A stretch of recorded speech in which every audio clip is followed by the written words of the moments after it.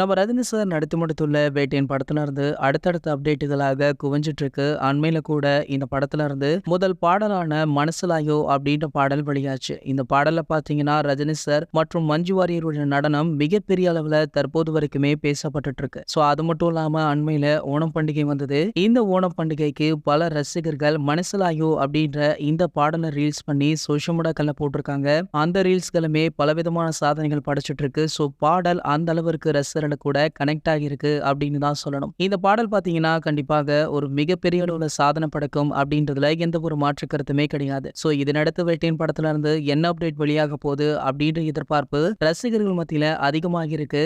So அந்த வகையில பாத்தீங்கன்னா இந்த படத்துல இருந்து அடுத்ததாக ஒரு கிளிம்ஸ் வீடியோ ஒன்றை வெளியிட இருக்காங்களாம். இதற்கு முன்னாடி வெளியான பாடலுக்கும் இந்த கிளிம்ஸ் வீடியோவிற்கும் சம்பந்தமே இல்லாதது போல் இருக்கும் அப்படின்ற தகவலுமே கிடைச்சிருக்கு. காரணம் என்ன அப்படின்னு பாத்தீங்கன்னா இந்த கிளிம்ஸ் வீடியோ முழுக்கவே ஆக்ஷன் காட்சிகள் நிரம்பி வழிகுமாம்.